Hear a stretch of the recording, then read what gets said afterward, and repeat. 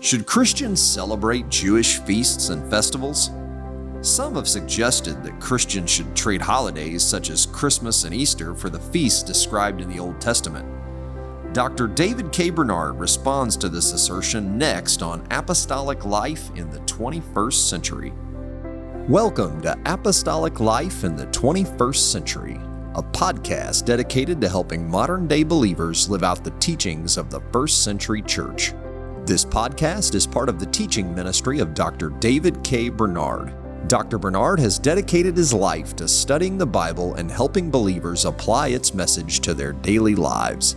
In Apostolic Life in the 21st Century, Dr. Bernard answers your questions about what the Bible teaches and how those teachings apply to everyday life. If you enjoy this podcast, we encourage you to check out Dr. David K. Bernard's books. Dr. Bernard has written more than 30 books on biblical theology and Christian living and leadership.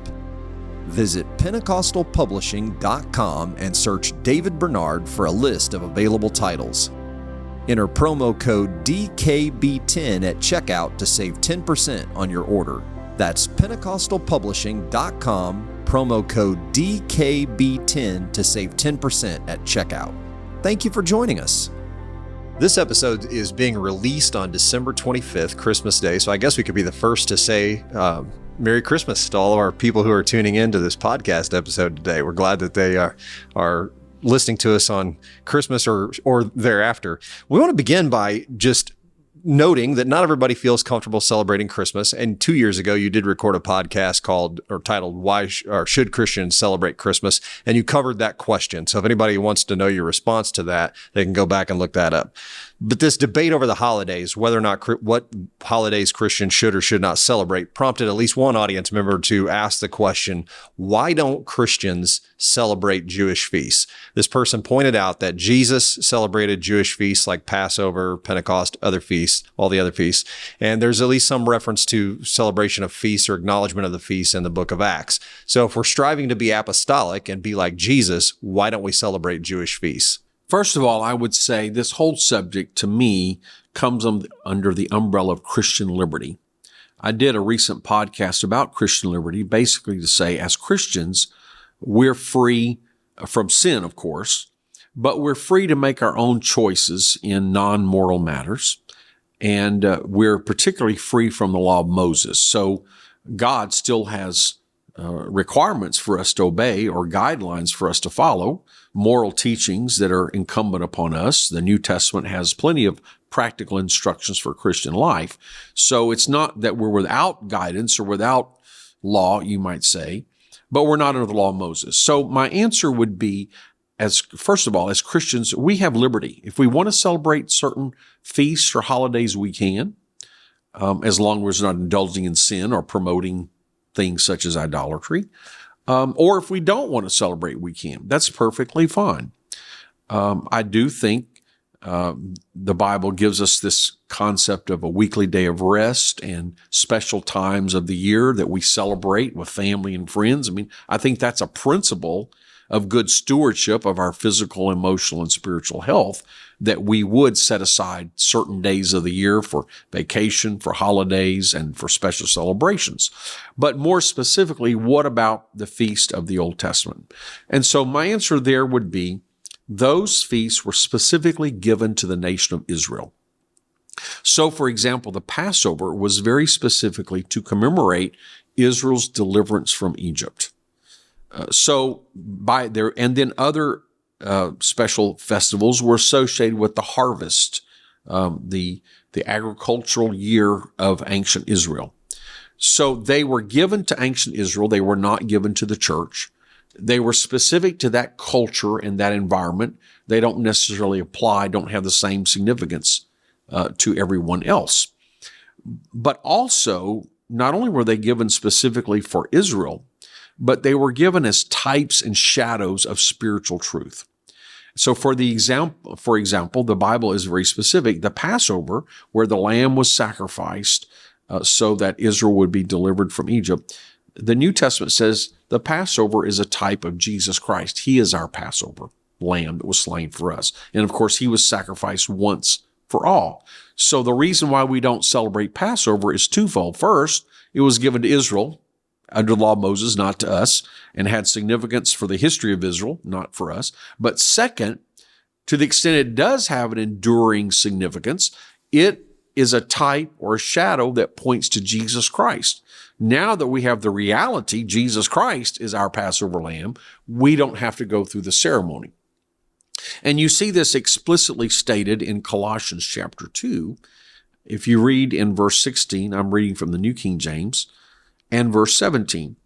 Colossians 2:16, so let no one judge you in food or in drink or regarding a festival or a new moon or Sabbaths, which are a shadow of things to come, but the substance is of Christ. So the implication here is if you want to celebrate these things, it's okay. It's part of your culture. So if you're raised as a Jew, that's fine. Now think about it in this term. In the life of Jesus, he was still under the old covenant, the law of Moses. So as an observant Jew, both as culture and law, he would have followed it. In the book of Acts, you find the early church started among Jews. So just as a matter of their own culture, they would continue to celebrate these feasts. There's nothing wrong with them. So the Bible doesn't forbid them. It doesn't say they're bad. If you're a Jewish person and you want to celebrate your heritage, that's fine. Now, if you're a Gentile, you could celebrate, but I would be careful that you're not putting yourself under the law of Moses and you're not missing the important teachings of the New Testament. But so this passage doesn't forbid the festivals. It's saying, don't let anybody judge you. So probably in the early church here, like Colossae, they were mostly Gentiles. So probably a lot of them weren't celebrating. And there might have been some Jewish people there or Jews coming from Jewish Christians from Jerusalem and say, hey, why aren't you guys celebrating the Passover? Why aren't you celebrating these other festivals? And their answer would be, well, we're not Jewish. We're not, the law of Moses is never given to us. And so Paul is addressing this. Don't let anyone judge you. So if someone is criticizing you, why aren't you celebrating this festival or this new moon? That's a monthly sacrifice, or Sabbaths. That's the weekly Jewish Sabbath. He says they're just a shadow. So think of it this way. Let's say you're standing next to a building. Somebody's coming around the corner. You can't see them, but their shadow is cast before you. So you could say, hey, someone's coming around. And you look at the shadow, you might be able to tell from their dress if they're man or woman. You might tell if there's an adult or a child, but you don't know a whole lot for sure. Well, when the person comes around the corner, you see them directly. You don't keep looking at the shadow to see if it's a boy or girl or man or woman. You look at the person.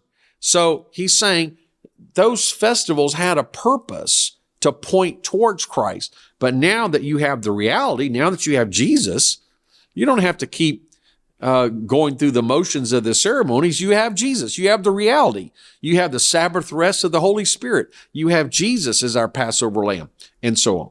Now, in that regard, let me also point out the similar statement in the book of Romans, Romans chapter 14. So here's another witness here. Let me see if I can pull up the passage.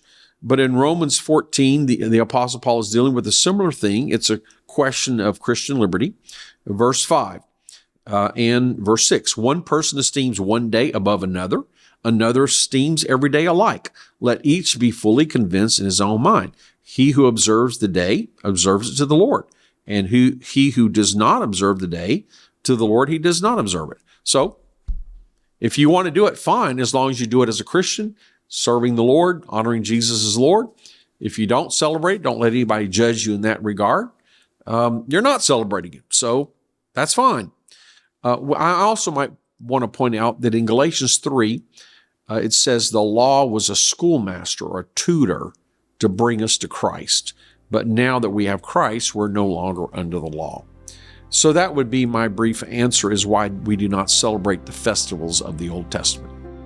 Thank you for listening to this episode of Apostolic Life in the 21st Century. If you enjoy this podcast, please take a moment to give us a review on Apple Podcasts, Spotify, or your favorite podcast app.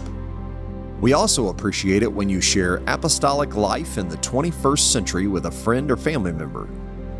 And make plans to join us again next time as we look at how the Bible applies to everyday life.